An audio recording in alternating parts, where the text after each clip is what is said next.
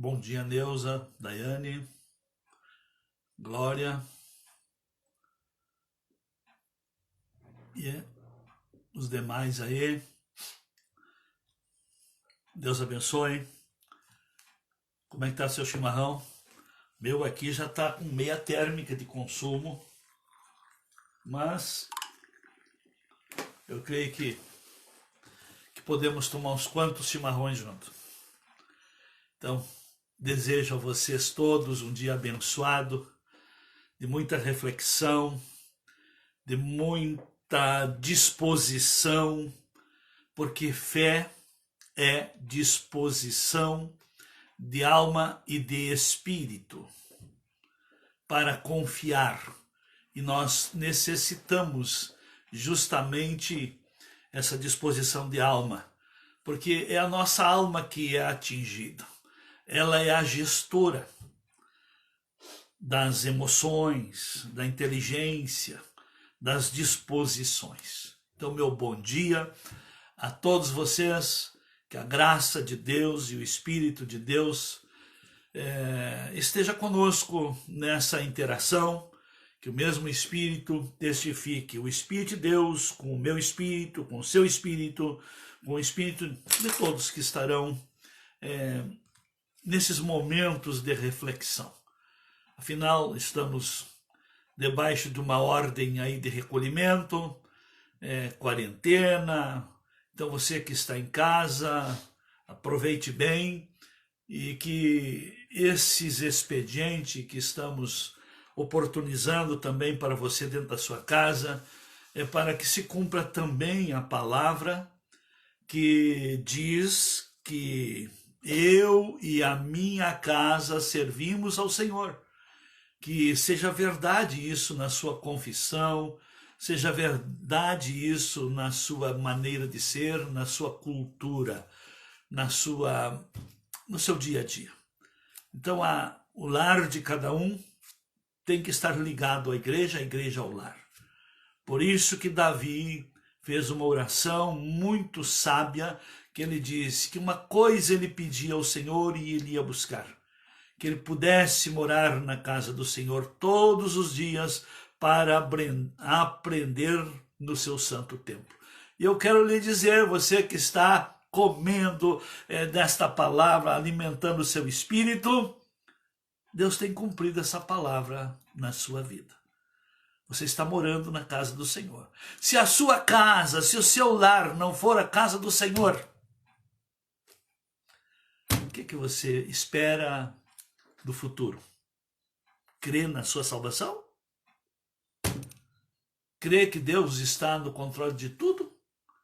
Se aonde você está não é do Senhor, Deus não governa, o que se pode esperar? Sabe por quê que esses espíritos malignos estão causando tanto pavor nas pessoas? E causa exatamente o pavor em pessoas que não estão debaixo do senhorio de Cristo.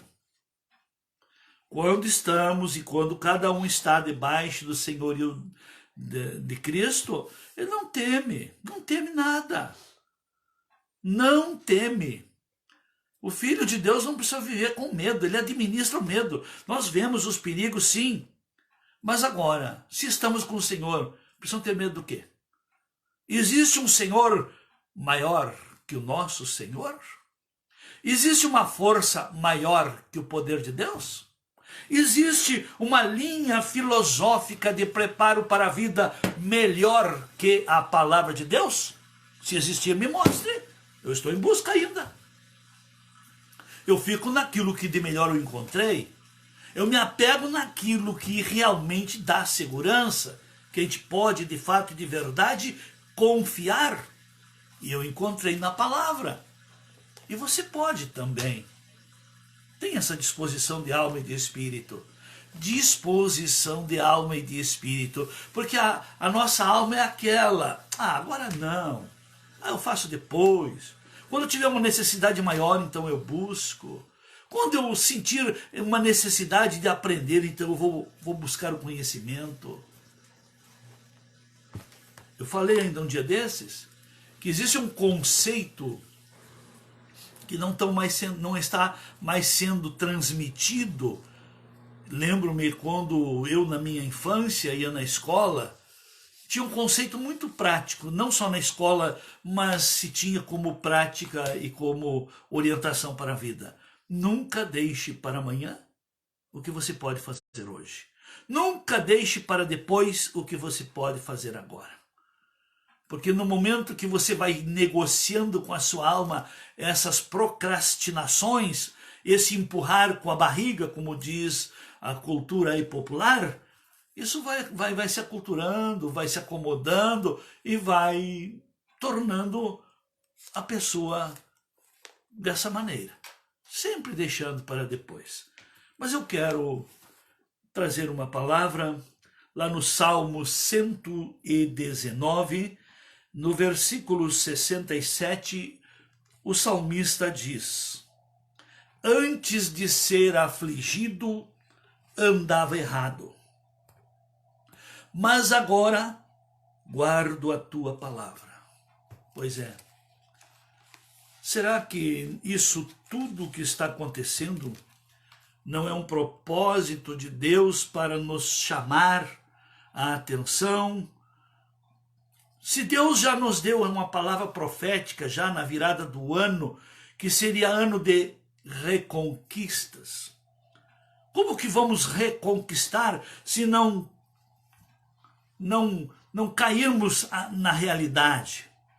Reconquistar o quê? Se tem material estranho na construção da vida, material estranho em filosofia de vida, em conceitos, em orientações, em práticas, em cultura. Como que vamos reconquistar as promessas divinas se não voltarmos para a palavra? E uma delas é fazer do seu lar também uma casa do Senhor, uma extensão da casa do Senhor. Não é um altar para globo, nem para coisas erradas, para coisas malignas, programas, os lixos que a mídia despeja. Reconquista só se consegue quando a gente volta às origens. Não se constrói em fundamento alheio. Deus não investe e não constrói em fundamento alheio. Como que Deus vai lhe dar aquilo que você perdeu? Se você não mudar as bases, não limpar o espaço, não limpar a sua mente de coisas erradas. E aqui diz que antes de ser afligido andava errado, mas agora guardo a tua palavra.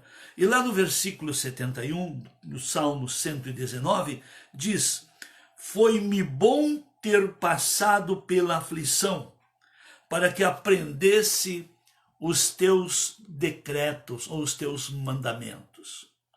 Então comece a agradecer a Deus.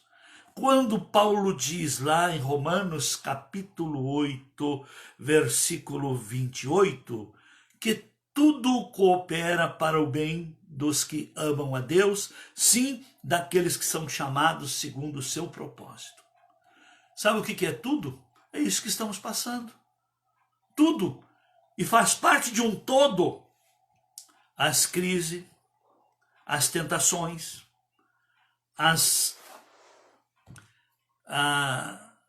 o desemprego, as epidemias, as ideologias malignas. O que não é para a nossa construção é como preparo para o nosso fortalecimento. Até mesmo as tentações, quando a palavra diz lá em 1 Coríntios capítulo 10, versículo 13, que não vos sobreveio uma tentação senão humana. E junto com a tentação, Deus provê a força, a capacidade, a instrução, o preparo para que a gente resista. Não são as coisas que nos destroem, é o nosso É o nosso desleixo que nos destrói. As coisas são criadas e são permitidas que cheguem até nós para a nossa prova. A palavra tem o seu significado, tem o seu fundamento de verdade. Por que será que Tiago também disse: meus irmãos, capítulo 1, verso 2, tende por motivo de grande gozo o passardes por várias provações, sabendo que a provação da vossa fé, ou a aprovação, porque a aprovação tem como propósito a aprovação. A prova que cada aluno faz da matéria, do seu preparo para mudança de nível, mudança de série, para a sua graduação, a prova é o que aprova. É o testemunho de que a pessoa está habilitada, aprovada. Então isso que estamos passando é uma oportunidade que Deus está dando para os seus filhos, para aprovar os seus filhos, para melhorar os seus filhos, para melhorar o governo de Deus aqui na terra. Estamos aí apavorados com essa força comunista, e aí que está. Se você quer vencer, desenvolva sua fé. Se você agora quer o governo do diabo, não faça nada. Nem respeite a sua consciência. Nem respeite o que você tem, achando que é seu. Nós não somos dono nem do corpo. Até o meu corpo, o seu corpo, o corpo de cada um tem tempo de validade. Se Deus tirar o que é dele, que está no corpo, que é o seu sopro, que é o espírito, o corpo em 24 horas terá que ser enterrado ou queimado. O ser humano sem Deus não tem valor nenhum. A hora que sai o espírito, porque o espírito é a partícula divina que Deus colocou dentro de cada um, mesmo naquele que não quer Deus, ainda está tendo uma oportunidade para ainda salvar a sua vida, para ainda conseguir ter um final feliz. Então olha o que diz o salmista: foi-me bom eu ter passado pela aflição, para que aprendesse os teus decretos. Pois é, eu louvo a Deus por tudo isso. Tudo vai cooperar. Tudo é tudo. A prova faz parte de um todo, desse tudo que Deus diz. Por que que o sábio Salomão, quando fala sobre a roda viva do tempo, ele diz que há um tempo para todo o propósito debaixo do céu. E todos os tempos são belos. E Deus fez as coisas belas no seu devido tempo. Isto é belo, é um preparo. É um preparo para quê? Para nós aprendermos sobre hierarquia espiritual, sobre hierarquia de autoridade aqui na terra também. E também para nós desenvolvermos a nossa consciência. Tenho ensinado. Mas como as pessoas não gostam muito de ouvir sobre princípios, e aliás, essa ideologia comunista já foi sendo construída gradativamente, progressivamente, depois que o Brasil abriu para a democracia, que deixou de ter governos militares. E como prova, enquanto tínhamos governos militares, não havia corrupção, não havia desemprego. Eu vivi nessa época a mentira da ditadura, a mentira que a esquerda vende, que foi uma ditadura, uma dominação impiedosa. É mentira de Satanás. Naquele tempo tinha emprego. Naquele tempo não tinha corrupção. E os governantes até morreram pobres, que os amigos tiveram que ajudar no funeral. Enquanto que depois que entrou a democracia, todos começaram a roubar. À medida que vinham querendo igualdade e se voltar mais para o pobre ficou mais pobre. E aquele que usou essas ideias de ajudar o pobre é que enriqueceu. Examine como é que ficou a família dos governantes de 90 para cá. Por que não vão examinar? E agora que tem um militar que não é corrupto, então querem encontrar motivo para tirar do caminho. Sim, ele, nesse ano que governou, de 2019, interrompeu o desvio, que a nação já respirou, e agora inventaram esse golpe comunista. Por trás desse vírus, não é o vírus o problema, é o espírito que está por trás. E sabe, eu provo que é um espírito. Quer ver? Estão soltando os prisioneiros que estão lá por roubo, por assalto, por estupro, por todo o mal que cometeram, e estão prendendo quem quer trabalhar. Quem é que está por trás disso? Que espírito é esse, meus irmãos? Que espírito é esse? E isso nós só venceremos à medida que estivermos fortalecidos em Deus, que cada casa, que cada lar se torne uma pequena igreja. Venceremos isso sim, porque no momento em que você transformar o seu lar num santuário, você vai ver o que os seus filhos vão estar assistindo. No momento que você usar essa tecnologia, a internet, essas redes, para o reino de Deus, nós vamos tirando o espaço do governo do diabo. Poderia trazer algumas imagens, mas você já sabe. Mas é proibido expor isso. Os hospitais, os pronto-socorro, as casas de saúde nunca estiveram no Brasil tão vazia como está hoje. Nunca estiveram tão vazias. Cadê as filas? Cadê aquele grupo em salas de espera? Como é que estão as UTIs? Como é que está a ocupação? Mas continuam impondo pavor. Eu pergunto, e por quê? Me desculpe aqui, diz que eu bobo não sou. Eu tenho minhas décadas de vida e a melhor faculdade é a da vida. Porque aquilo que eu aprendo não é teoria. Eu aprendi na prática, vendo, conferindo.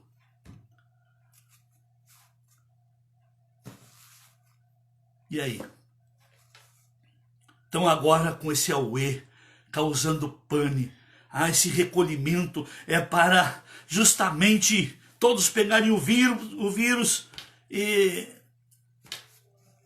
aí inventaram um monte de coisa. Esse vírus é aquele conto,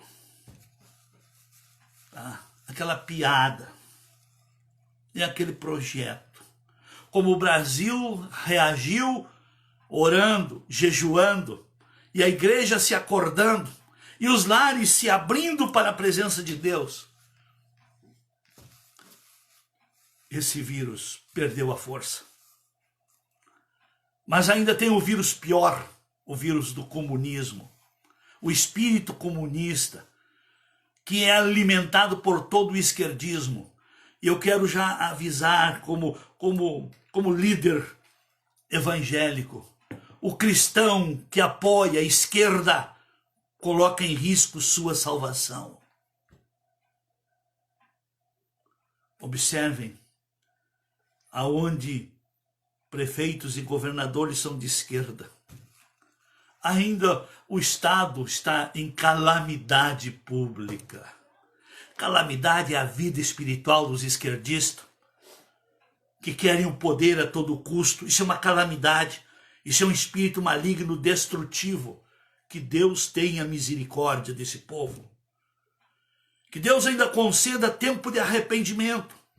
E eu tenho orado, baseado na justiça de Deus. Deus, como Tu és um Deus onisciente, que sabe de antemão todas as coisas, se essas vidas ainda cairão ao bom senso, que o Senhor tenha misericórdia, que haja arrependimento.